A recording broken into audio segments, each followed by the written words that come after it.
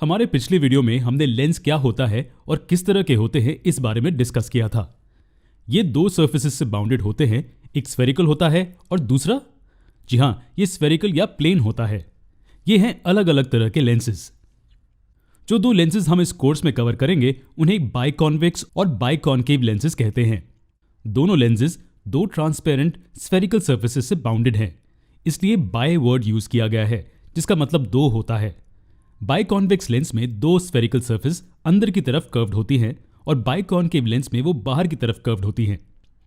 एक और तरीका जिससे हम एक कॉन्केव लेंस और कॉन्वेक्स लेंस के बीच का फर्क बता सकते हैं वो ये है कि एक कॉन्वेक्स लेंस सेंटर में मोटा होता है और एजेस में पतला होता है, जबकि कॉन्केव लेंस एजेस से मोटा और सेंटर में पतला होता है। हम ये लेंसेज क्यों यूज करते हैं? लेंस क्या करता है? हमारे पिछले वीडियो में हमने कुछ एग्जाम्पल्स देखे थे जहां लेंसेज यूज होते हैं। एग्जाम्पल के तौर पर बाइनोक्यूलर्स और मैग्नीफाइंग ग्लासेस में यूज होता है। लेकिन लेंस काम कैसे करता है? लेंस का मेन पर्पस है लाइट को कुछ पैटर्न में रिफ्रैक्ट करना। आमतौर पर दो पैटर्न्स होते हैं, कन्वर्जेंस और डाइवर्जेंस। इन दो पैटर्न्स को पढ़ने से पहले समझ लेते हैं कि लेंस लाइट को कैसे रिफ्रैक्ट करती है। एक कॉन्वेक्स लेंस कंसिडर कीजिए और मान लीजिए एक रे ऑफ लाइट इस पर इंसिडेंट होती है एक एंगल पर। यह नॉर्मल है उस पॉइंट पर जहां लाइट रे इंसिडेंट होती है। अब यहां एक पॉइंट ऑब्जेक्ट को कंसिडर कीजिए जहां से ये रे निकलती है। जब ये लेंस में प्रवेश करेगी तो क्या होगा? ये रे एक मीडियम से दूसरे तक एक एंगल पर ट्रैवल कर रही है, इसलिए लेंस में प्रवेश करने के बाद स्पीड बदल जाएगी जो कि बेंडिंग में रिजल्ट करेगा। लेंस के अंदर की स्पीड बढ़ेगी या घटेगी? लाइट कहां बेंड होगी? ये इंसिडेंट मीडियम पर डिपेंड करेगा।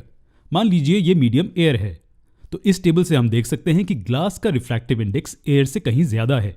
इसका मतलब है कि ग्लास एयर से ऑप्टिकली डेंसर है, इसलिए ग्लास में रे ऑफ लाइट की स्पीड कम हो जाएगी और उसके कारण ये नॉर्मल की ओर बेंड होगी। ठीक है, तो अब क्या होगा जब ये रिफ्रैक्टेड रे लेंस के दूसरे स्फेरिकल सरफेस पर पहुंच गई होगी? वहां से रेज फिर से रिफ्रैक्ट होंगी क्योंकि वो दूसरे मीडियम में प्रवेश करती हैं जो कि फिर से एयर है। आप देखेंगे कि इस बार वो नॉर्मल से दूर बेंड होगी। क्या आप बता सकते हैं क्यों?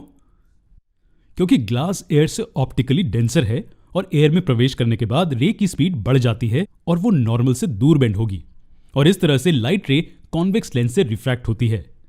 यहां सिर्फ एक रे इस पॉइंट ऑब्जेक्ट से निकलती है, लेकिन वास्तव में यहां बहुत सारी रेज हैं जो इस पॉइंट ऑब्जेक्ट से निकलती हैं और सिर्फ एक नहीं।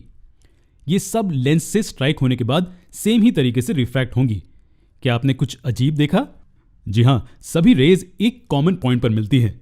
यहां हम कह सकते हैं कि सभी रेज एक सिंगल पॉइंट पर फोकस्ड या कन्वर्ज्ड हैं और ये उन पैटर्न्स में से एक है जिनके बारे में हम बात कर रहे थे।